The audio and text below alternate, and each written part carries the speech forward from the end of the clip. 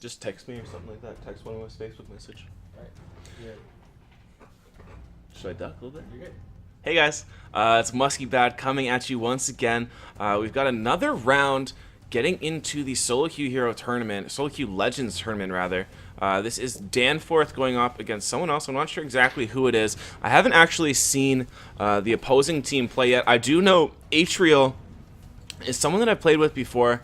I think they were actually in the last game, just the previous game.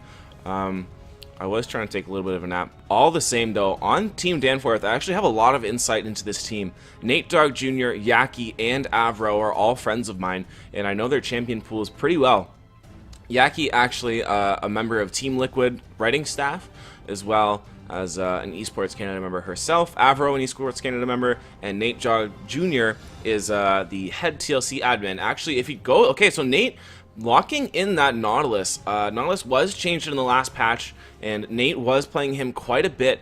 He plays a very strange Nautilus. I actually haven't seen him play it. I don't know how I feel about it because he likes to actually go for attack speed, which is pretty curious. On the flip side, Atrial locking in that Diana. I'm actually going to take a look at his stats a little bit. I just want to see what his actual rank is. I think that might be the big buddy on this map. Yeah, so he's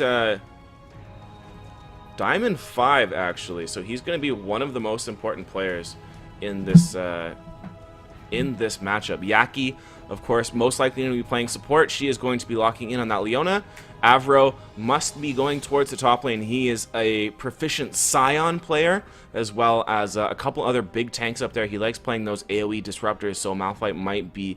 a lock-in for him, and that's actually a very, very, very tanky team off the bat. So like I was saying, Nate likes to go for a strange attack speed sort of build. I'm not sure if he goes for a Devourer or what his build plan is, and that Malphite will be locked in. Once we get Nate actually ready to go into the game, I will take a look at his runes so we know what's going on. Amumu coming out once more. An interesting answer. You don't usually pick Amumu into a comp like this, but he will have a safe jungle against the Nautilus if he is locked in. And Riven also a little bit of a strange pick into the Malphite in the top lane. Could be a jungle Riven. We did see that come out in LPL a couple days ago. Wouldn't be too insane, but without Amumu locked in, it is most likely going to be a top lane Riven.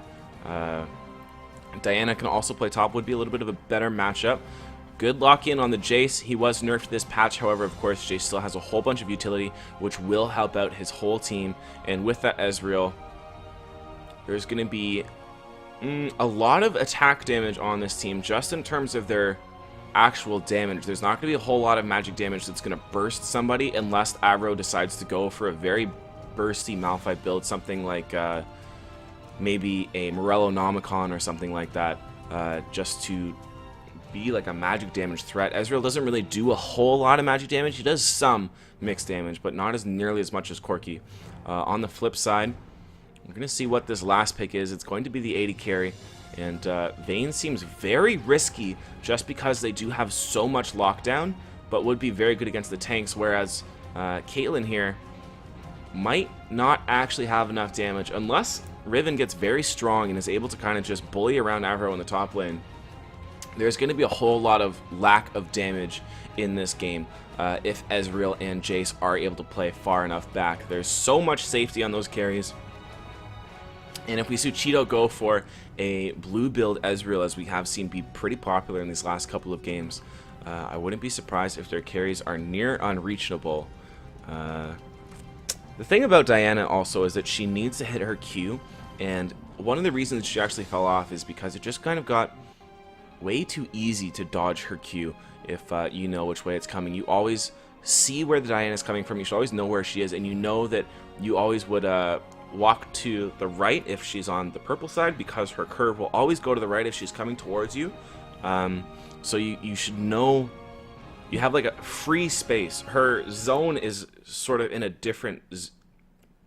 Her zone takes up different space, if that makes sense. It's not just a whole circle, it's like a half circle almost, so it gives you a lot of room to actually play as an AD carry. You don't need to be so worried about her assassination potential. She wouldn't have 100% capabilities on you unless she lands her full combo.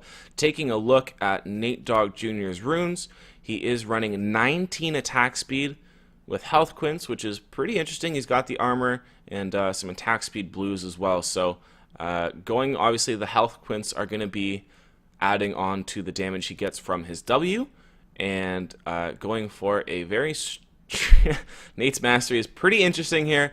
Not going to delve too far into those, but mostly on the tank stats and picking up a little bit of attack speed there as well. On the flip side, we should take a look at Avro as well, see if he's going for those that AP type of build.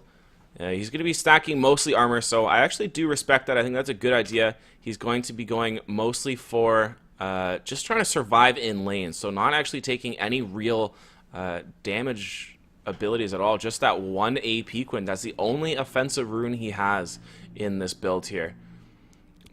One other champion I would like to take a look at is that Amumu, because we can figure out a lot what he's going to want to play as. So with the attack speed, you can tell he is going to go for more of that tanky build, not going to go for the Magic Pen build and that kind of AoE bursting Amumu.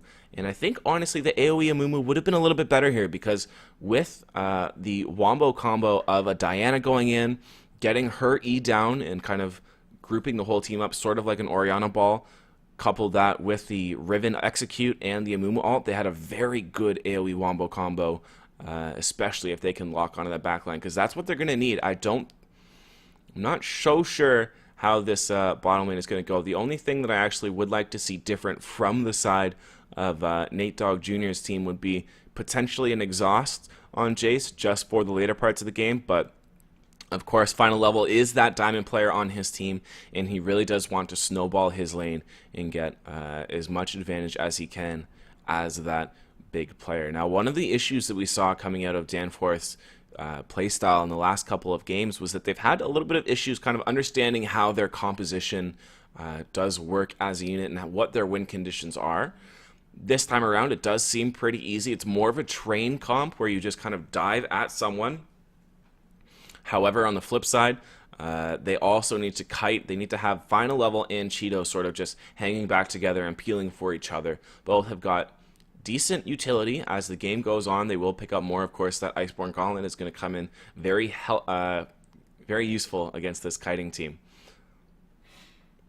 And we are jumping into the game once again, guys. This is the Solo Queue Legends Tournament brought to you by Esports Canada. We are in downtown Toronto right now. It's being held at the George Brown campus, and we're just about ready to jump into this game. Should be very interesting to see how Nate Dogg does on this Nautilus. Yaki as well, subbing in for, I believe, the top laner. Something must have happened. They must have had to go, as they are working themselves up the bracket. We're into the rift, guys. Nautilus might do some swimming around here. And Yaki, I actually know, hasn't played that much recently. She is a little bit rusty here, but I do have full faith in her as an Esports Canada member to really just take this game by the horns and help her friends get that victory. We may potentially see a lane swap here just because it is a Riven, and it is she kind of is so reliant on her items. If you do force that 1v2, of course, Malphite will be much more useful as the game does go on. No matter what happens, that AoE ultimate can pretty much win a game by itself. Better than you actually becoming the jungler this time as well. Maybe there's a little bit of swapping around on both teams. I do remember Better Than You playing Irelia in the last game. He was top lane, so lots of switching going on in between these two games, which of course is very standard in the solo queue environment. Not always playing the same champion, not always getting what you want in your matchup, what lane you want, that sort of thing. And it is Emumu rather. Maybe he's a little bit salty about that. Regardless, I will be joined by Frank, my lovely co-caster. How you doing, man? Not feeling so hot, but that's okay. I'll make it through. So I heard you talking earlier about Nate Dogg Jr. Yep, he is playing on that Nautilus. Nautilus was changed, and I remember I'm in a group chat with Nate, and he was saying how he likes to build attack speed Nautilus, and I kind of just ignored him because I didn't think I'd ever have to deal with it because, you know, when I play with Nate, usually he's on the opposing team. We do a lot of in-houses, Yep. and then I just counter jungle the hell out of him. Yep. But he is going for that attack speed Nautilus. I looked at his runes, and he's got quite a bit of attack speed and health quints to scale with his W as well. 19% attack speed to be exact. Wouldn't be surprised if he goes for something like that Devourer actually on his jungle item.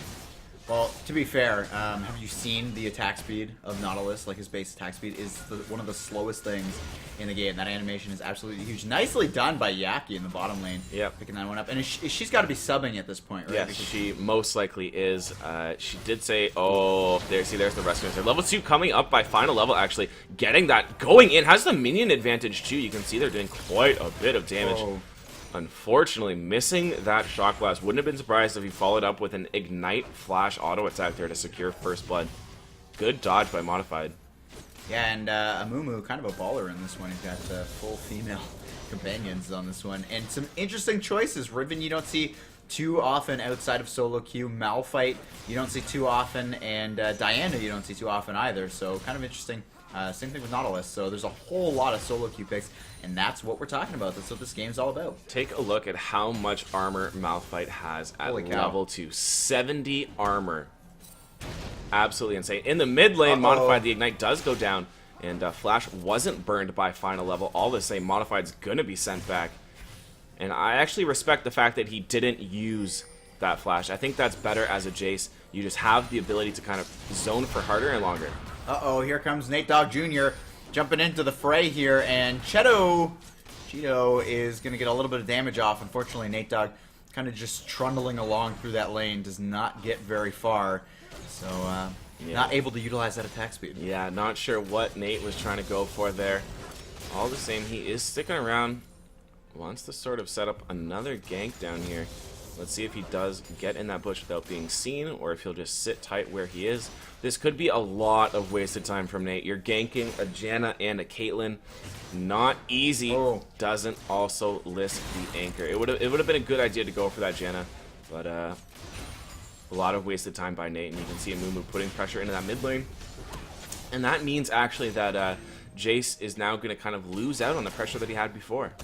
Yeah, and one thing I want to point out, by the way, anytime I see a Riven up in that top lane, one of my first choices that I think of is going Malphite. There's not a whole lot of lanes that Malphite does well in, and even though I would still say that Riven does actually win that lane, the fact that Malphite gets to survive and he gets to farm is such a nice thing.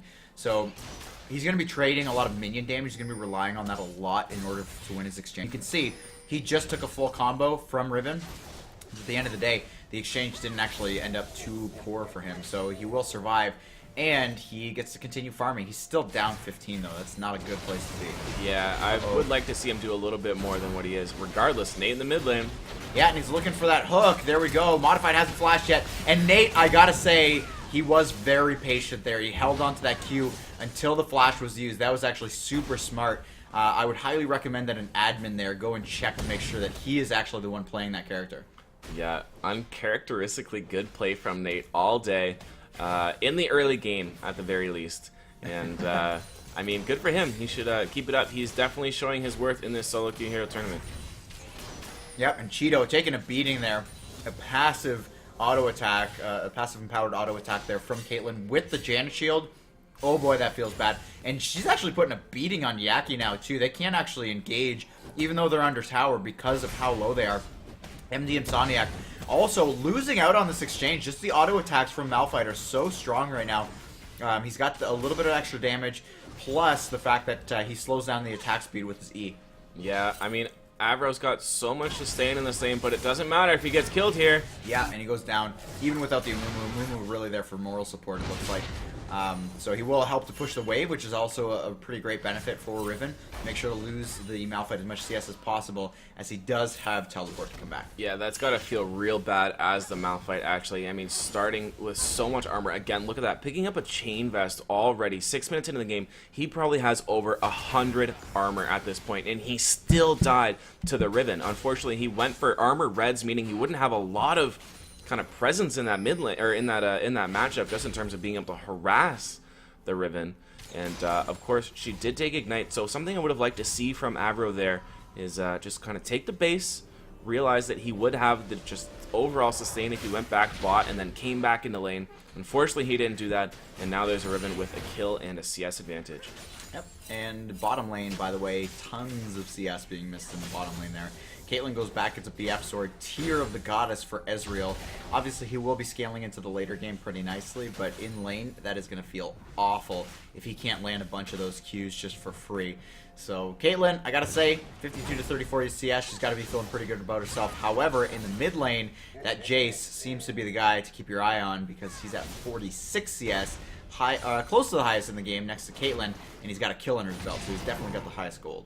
And if you are a Janna player, it's actually, like, if you're a consistent Janna player, it's really easy to actually stop the engage from Leona if she goes in with her Zenith Blade, so it makes it even harder for these guys down here. They're definitely climbing Mount Everest of uphill battles. And now Malphite does have his ultimate, and that's one of the things that I forgot to mention at the end of that whole point, is that Malphite, the reason you want to play Malphite is because he's so good for a team. Actually, good for people. Modified goes in here and tries to find that kill. Actually will do it, but he gets knocked under tower. Amazing final attempt there from final level, and puts the beat down on Diana. I thought Diana was walking away for free with that one. Insomniac, meanwhile, trading really well with Avro despite the armor. She's got the Brutalizer, and that's a great counter. Yeah, actually, in the previous few seasons when Diana and Jace were both popular, Diana was kind of the go-to pick against Jace, and you can see that matchup hasn't changed very much. Pick up a couple Doran's Blade, put a couple extra points in your shield, and then you pick up the starting part of your Azonius, and you just walk all over that lane. So as long as she can land her Qs, she will be able to keep that pressure up. Yeah, and you can see Kilo Geno still being aggressive here, looking to get damage off with auto attacks onto a Leona, who actually turns around and gets a Q down. Caitlyn, level 6. Cheeto's got to be pretty protective of himself here. He does have Summoner Heal, so at the very least, if it's in kill range, or if he's in kill range and Caitlyn decides to pop that ultimate, he will have a response to it, but he's still down a massive chunk of CS. I don't see that changing anytime soon. Maybe Nautilus, though, might have the answer. Yeah, and Amumu is top, so no chance of a counter gank. Ward's not available. Yeah, Nautilus is in lane right now, and he actually ults the Janna. I think he was looking for the damage, or sorry, for the knockup on both of them. Oh, the hook will miss, though. Is this going to be enough? The heals from Janna. Janna super low right now because of that Ezreal ultimate. Final level steps in as well. He's definitely going to help out with this kill. Ends up getting the kill for Nate Dogg Jr. No assist for the Jays, and Caitlyn will attempt to defend this. Meanwhile, Amumu not effective in the top lane, and Ping's going down for Dragon. Yeah, this is going to be bad, and I really don't think Amumu should be hanging around that top lane. Avro's already behind 72 CS to 40, no TP for the Malphite, so you should really just kind of be ganking that bottom lane where Avro can't make a difference. Let your player do what he needs to do. Wow. Atrial way too aggressive there. He's going to get caught out. Nate Dogg Jr., by the way, just kind of standing still there. Takes an Amumu bandage, and Modified's definitely going to help to pick that one up. Although it's Better Than You that does grab it, who, by the way, has switched from top lane into the jungle, probably because of the champion choices that were available and the banners that happened. Better Than You jumps in. Here's the 3-man ultimate. He's looking for Cheeto, who pops the summoner heal. Is it going to be enough? Red buff ticking down. That'll end up being the kill. Nice little pop-up, but unfortunately Amumu does not stay alive to shed more tears on his opponents, and they will end up going down. No dragon yet. Yeah, that was potentially really bad. Of course, Jace's W does give you max attack speed, and Amumu E actually does get decreased every time you are attacked. So, very close. Had there been a big enough Janna shield, maybe an exhaust, Amumu very well could have gotten 2 back-to-back E's off and maybe changed that fight around. Yeah, we're just kind of going back here. Need to regroup and rethink about things, though the gold not so different here. 15,000, 14.6. I wouldn't say that there's too much of an advantage. In fact, with Riven being the character that is ahead of the her lane opponent, the utility that's offered by Malphite, I don't think you're really looking for him to do too much damage. The fact that he can still exchange even relatively well with a Riven who's up a kill and 36 CS at this point, super impressive, and I would have an unfed Malphite as opposed to a fed Riven on my day the majority of the time.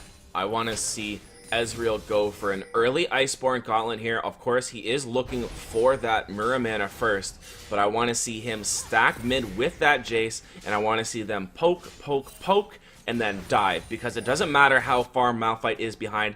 Nate Dogg is going to be able to jump in there. Of course, we're going to see Leona being able to jump in there as well, and they need to really utilize the power of Jace. The best way they can do that is as a poke comp.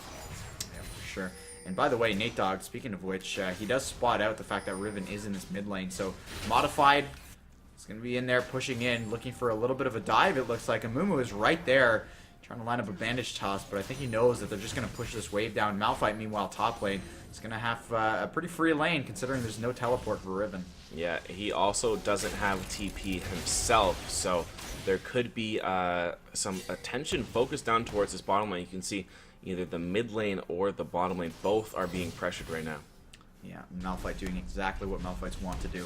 He does so little damage to turrets that at every tick of damage that you can get, you want to take full advantage of. You can see Riven now trying to jump back to lane as quickly as possible, but he does take down a pretty good chunk. I feel like it's down to about half, and that's going to feel really nice when you uncage him from that top lane. But even still, you need the team to back you up, and you're down 30 CS in the bottom lane as well. Here comes Nautilus, though. Jumps on the Kilo Geno, and this will be a pretty clean kill. Gets it's a slowdown as well. Cheetah will get that one. Final level, though, in the mid lane, kind of off screen here, does get picked up as well. Amumu's going to grab that one. It's going to open up a nice opportunity for a shop for Diana, who is also ahead in CS. So all three lanes winning for red side. Yeah, I mean, Amumu doesn't really have his ultimate, so he's not in a position to really come help his bottom lane too much. I want to talk about that Malphite, though, like you were saying, pushing up against that top lane. My friends and I actually have a term for the top laner who does feed pretty hard and then just stays top lane all day, pushing and not really doing anything. It's called the Malphite strategy. Yep. So, I mean, very apt description coming out of you. Yaki could be in trouble here. Better than you does land it. Yeah, that's a nice bandage toss to start things off. Not the easiest one to land, pretty long distance, though. The exhaust forced to come out here onto Caitlyn, and Amumu's going to walk away with that victory. Yeah, and Amumu has actually completed his early jungle item, which is going to be quite a significant amount of gold going over to him. Modified lands his Q as well. And, I mean, these guys are reaching their power spikes pretty early. Zonya's completed and actually out-farming the Jace, who's 4-2. Very impressive from the mid laner of Modified. Yeah, though, again, if we take a look just at the board here where all the kills are, Amumu's got a lot of them for red side, so that's going to feel pretty nice for him. I don't know how good it's going to feel for the rest of his team, though. Definitely you want to pass those off to your carries, if at all possible.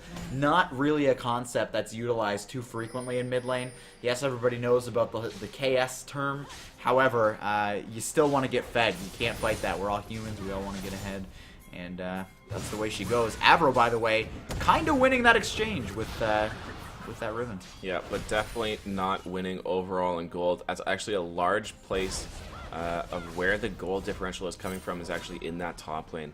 And overall, in terms of vision and everything like that, it has been over to the side of Modified's team here. Of course, we did see Nate Dogg Jr.'s team clear out a little bit of it. However, from the way this game has been going, it does seem to be more promising for the side of Team Modified, simply because the way they've been moving around the map and creating pressure is definitely working out in their advantage. Yeah. And is this pressure going to lead to a dragon here?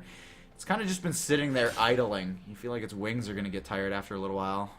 So he takes a rest on the ground, but now he's up and rocking as they will start this one up. Better Than You is going to be leading the front lines on this one, trying to block out any incoming damage. Ezreal comes across. Dragon still at 1500 HP. Better Than You jumps out of the dragon pit with that bandage toss onto final level. Modified jumping forward as well. Better Than You has to come back here as Nate Dogg Jr. is now closer to the dragon. Better Than You goes down. That's no smite for the red team. Modified jumps in, but all 5 characters are still alive. Kilo Geno super low. Nice Zonyas. Riven steps in, gets a double kill. Is it going to be enough? Atrial now grabs a kill for himself as well. Goes into Avro, or actually doesn't finish the kill. Still alive, this Malphite, but he steps back in. I don't know if that's the right way to do things. Ezreal trying to fight this dragon by himself now. Is it going to happen? He's getting taken down very low. Final level jumps in onto Modified, gets the ace, and Cheeto on the backside gets the dragon. A massive victory for blue side.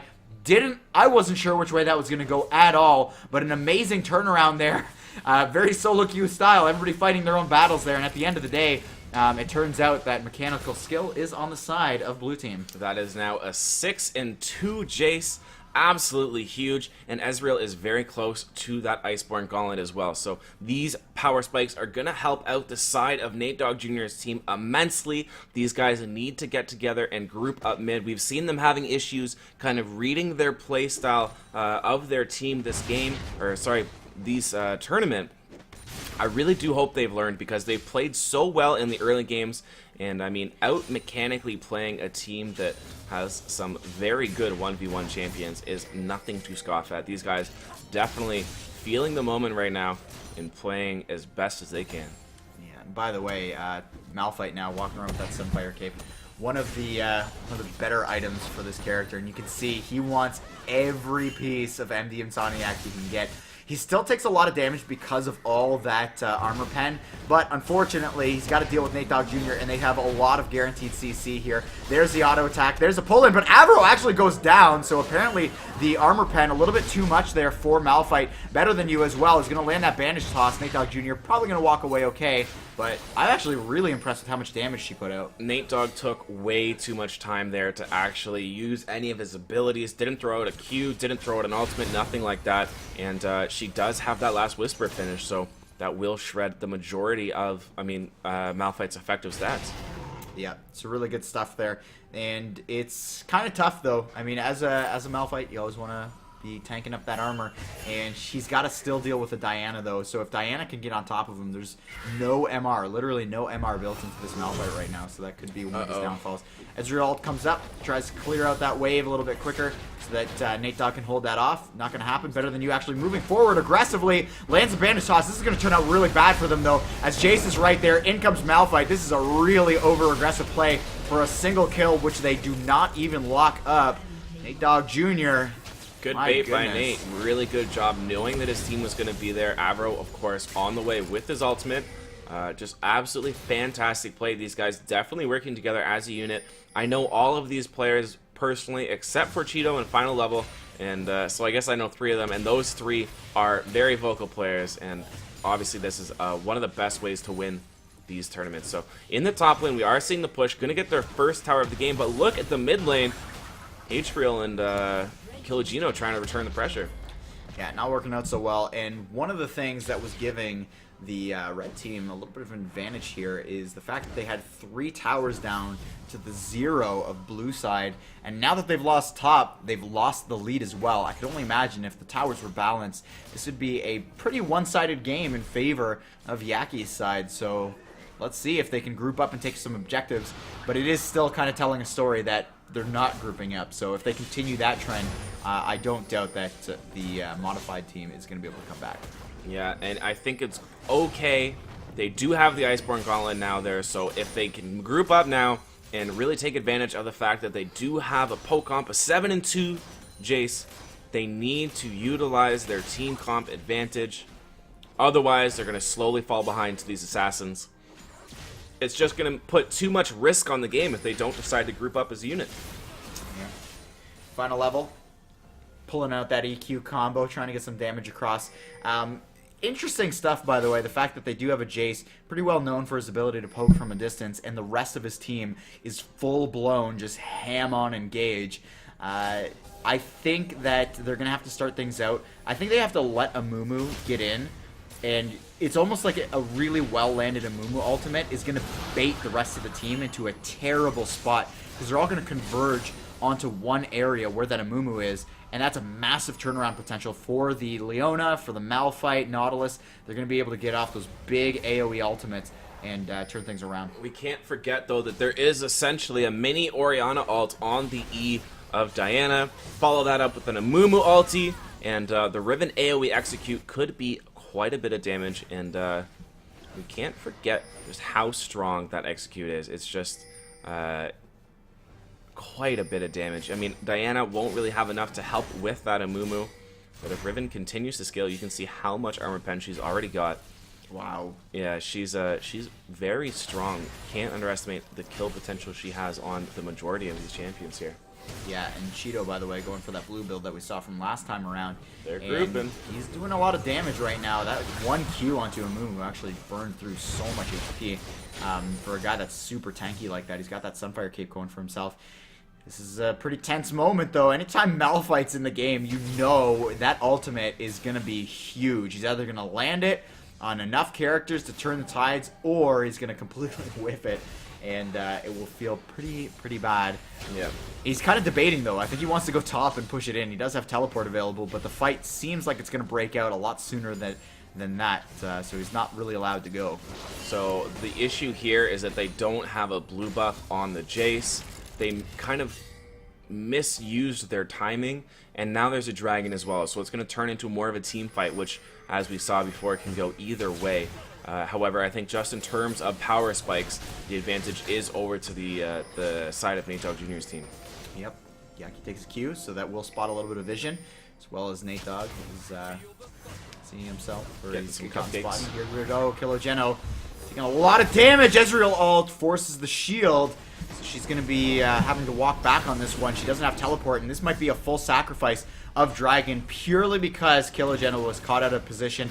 And that's the importance. I don't think a lot of people realize that if you get caught one time, it's not just the one kill or the one back.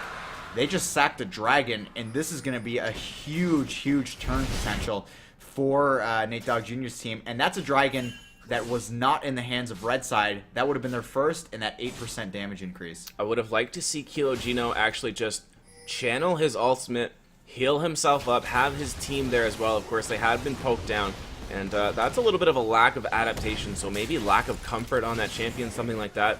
Of course, Jen ult is not just for the reset. It is an AoE team heal, so maybe Kilogeno needs to take a little bit look closer at what his champion does, because, I mean, even though you get caught, doesn't mean you can give a poke comp increased tower damage. That was a very important dragon fight they needed to find. Yeah, so let's see how this all plays out. I mean, you've still got a pretty significant tower lead right now. You've got 2 towers down that the other team doesn't, so that opens up a lot of map control on the other side. It's whether or not they're going to be able to take advantage of it. They really haven't been grouping in the right spots. In fact, look at the map right now. Completely different areas.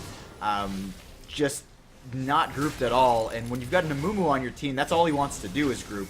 Jan is great at team fights as well. It's just a matter of, can we actually pull this one off compared to the enemy team, who all they want to do is push forward as well. Yeah. So I think the thing that they really need to do to actually set themselves up for this split push scenario, or sorry, not split push scenario, siege scenario, is exactly sort of what they're looking to do now, except they need to get both lanes pushing, not just the top lane. They don't need to send Malphite up there to be a split pusher. Just get a slow push going and wait until there's enough pressure built there that they actually don't want to engage, where they're forced to engage. Huge ultimate. There we go. Diana gets in there. Riven with a shutdown on Jason. This is huge. What a giant ultimate from Amumu. Turnaround from Malphite, though. That's going to be an absolutely huge ultimate from him. And whose was better, Mamumu or Malphite? I got to say, Malphite with a huge turnaround. It's all up on him right now. And Cheeto with the damage as well. He's the guy who was blasting characters down. And at the end of the day, that's all that counts, is who's going to get those turrets at the end of the fight, and that's one turret down. Will they move on to the second one? This is crazy, Muskie. I did not expect the Malphite from the side there, and I don't think Red Side did either. Yeah, that top lane is pushing now, so they have a little bit of room to breathe. Interesting to see how they adapted to that team fight. Of course, final level being their diamond level player. And he went down almost immediately. That was the focus off of that Amumu ultimate, yet they still came ahead of this team fight. Oh, excuse me. Yeah, so now let's take a look at some of these items here. And where is the power spike coming from? Jace rocking out the last Whisper. He's got the Brutalizer for himself as well, so working his way towards some armor pen. Meanwhile, Riven hasn't really upgraded. No finished item for the last, I don't know how long, and Last Whisper is a pretty cheap item, so the fact that that's finished, yes, it's a great advantage to have it. However, it's not the biggest item to have. So she's going to be walking around, still building up, and I think the big item on the map right now is probably the fact that that locket was completed for Nautilus, and Amumu going a little bit more aggressive with his items. I'm so salty that these guys aren't grouping up yet. They have final level split pushing in the bottom lane and Nate Dogg Jr. there trying to back them up. This doesn't make sense to me. Why would you risk yourselves like this? Nate Dogg probably going to get caught out. That's exactly what happened last time, and it almost went terribly for them. Oh no, he goes for Jace instead, and I think that was actually the right call. He moved forward. I mean, Nautilus did spot out the fact that Amumu was there, and wow, Kilo Geno taking a huge Q to the face there. But yeah, he didn't. Probably why you should group up in Siege, if you know what I mean there. Kilo Geno doing half the health, or getting half health by one single Jace Q. They have 2 upgraded Mirror Manas. Please, guys, use your pressure. Yep, and Caitlyn actually just finished the Phantom Dancer. That's going to be a pretty nice power spike for her as well. If you're going to go at any time, now's the time to do it. Just get in there, try to pick something up. And another EQ, I don't know if that hit, but Janna is going to be finding herself underneath tower regardless, trying to defend this turret with a full 5-man push. Diana in the mid lane. I don't know if I like this. This is very solo Q-esque. Yeah. Take your time, though, Team Nate Dogg Jr. Look at your top wave. Wait about 10-15 seconds before you commit so that you have an option as well. You can't hard dive underneath this tower without getting some poke down. But if you do, Diana's going to be way out of position. She doesn't have any real push other than her passive. Yeah, and I got to point out that there is a ton of armor being built right now on the side of Nate Dogg Jr., and I think rightly so. I mean, even Leona right now walking around, building towards that Randuin's. Blue turret goes down, and now Diana, it looks like they're forcing the commit here because Diana picked up that turret. Kilo Geno right there. Amumu on the back end, though, trying to get a decent position. It doesn't turn out. Atriel goes down as well, and that's 4 kills for nothing. Malphite extremely low. I can't even see any HP on that guy on the sidebar. But regardless, that's going to be a turret going down. They need to continue on to at least take a more sizable lead than Diana took down. Yaki, unfortunately, gets the really unfortunate turn of the tower, though that's going to help the team push in. Diana has gone back, and will she be able to clean up? Yep, and of course that top lane pushing as well. These guys can now use this opportunity to go for a dragon because that top lane is going to be pushed. As long as they don't get caught by some sort of random Diana engage. You can see the ping coming down. Riven and Caitlyn both going to rush towards that tower because they want those 2 or 3 waves, and that will be a 3rd dragon over to the side of Team Nate Dogg Jr.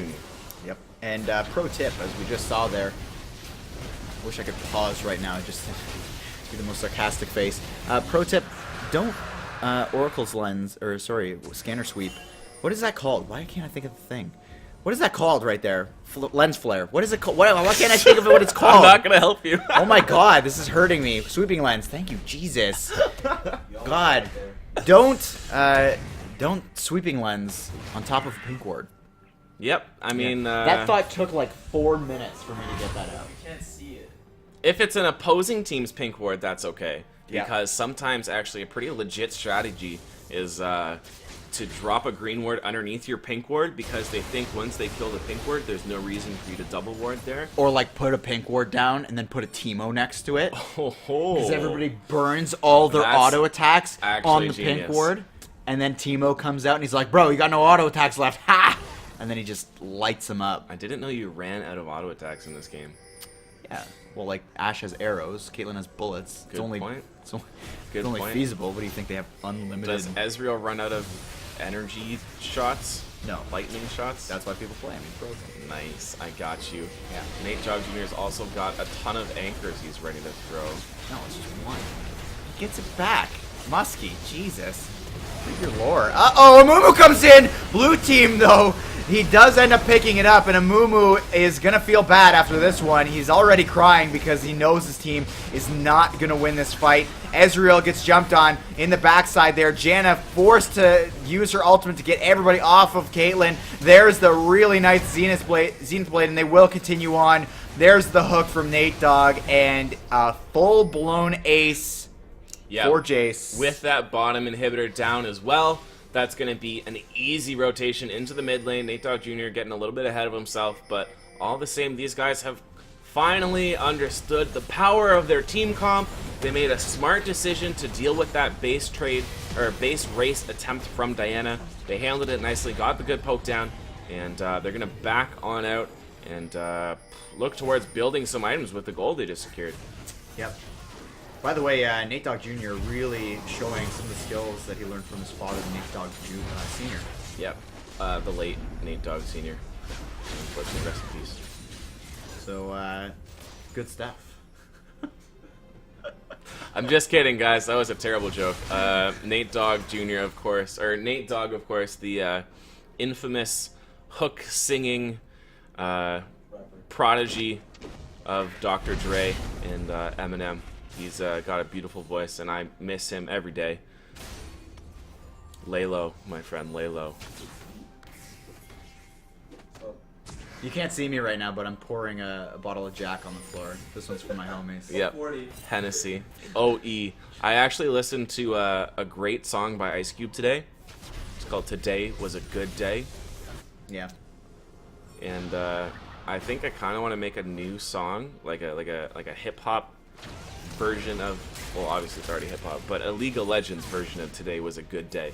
And I want to make it about today was a good game, or like that was a good game. It'd be like get a solo queue team that's not absolutely horrible, kind of like how Nate Dogg Jr.'s got his crew right now. And before Red Mercy hears this cast and does it before you. Oh man. Like true say. You gotta take what you can. Kilo Gino getting chunked by that Jace. Finally, the poke comp is coming to fruition. This wouldn't be a solo queue game if there wasn't at least one Ezreal ult that completely missed everybody. So thank God that happened. I was getting worried for a second. But we are stepping into the turret range now. Everybody wants to get in there and clean this one up. Everybody on red side backing up. Nate Dogg Jr.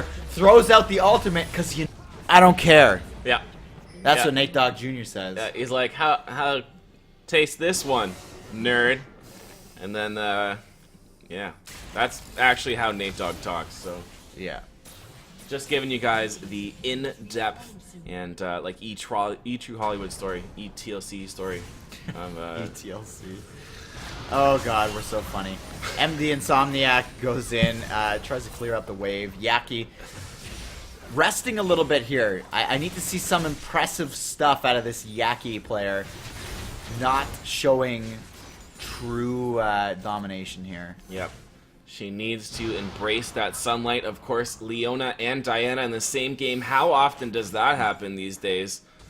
I want to see a solar flare shut down that moon chick. Wow. Actually, they do hate each other in their lore. Yep. So, but you know what?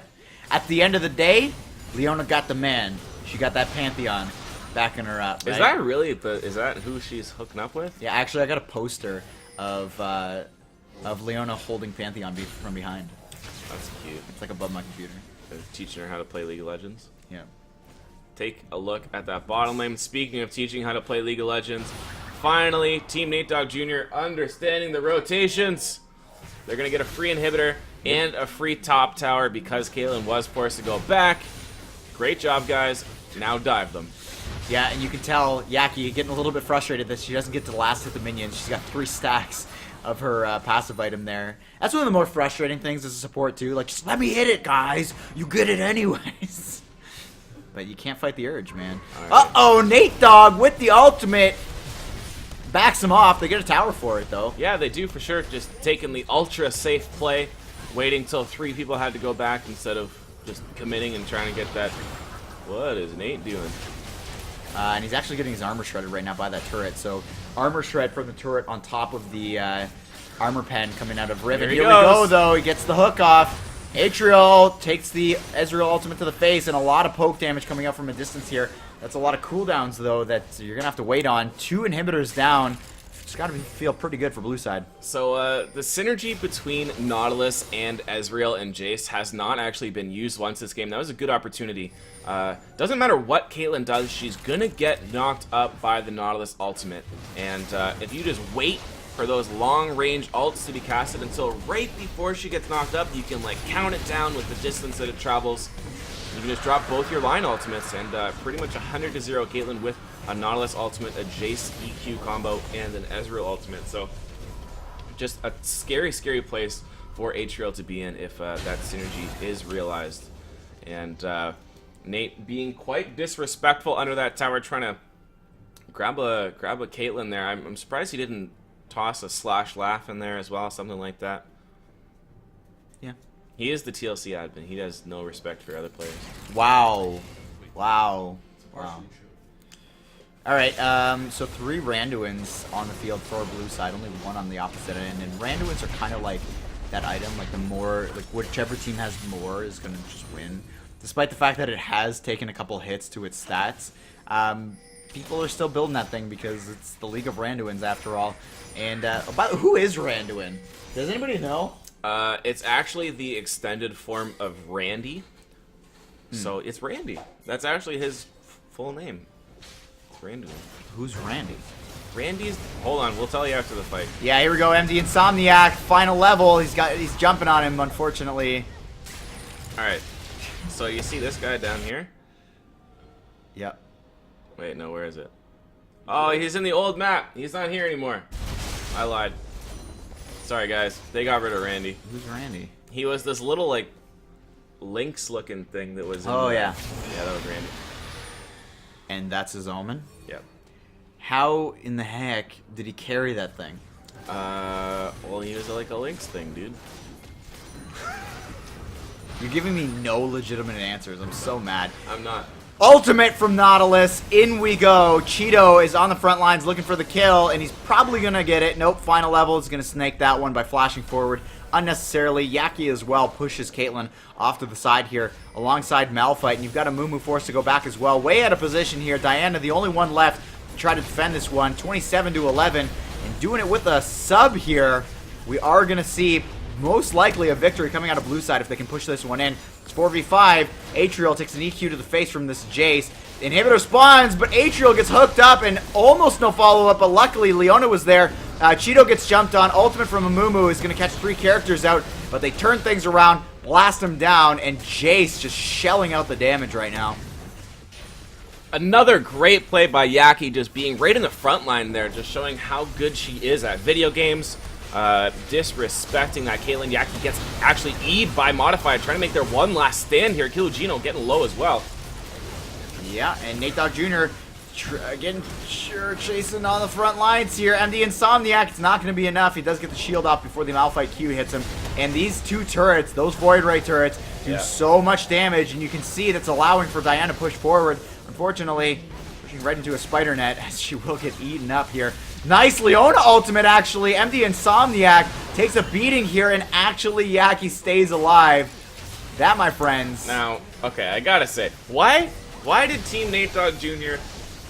dive under the inhibitor towers, or the Nexus towers, the 2 towers, and not the tower at top? These guys. Fear. The fear. Just utter disrespect. Unfortunately, they obviously don't believe in the Summoner's Code.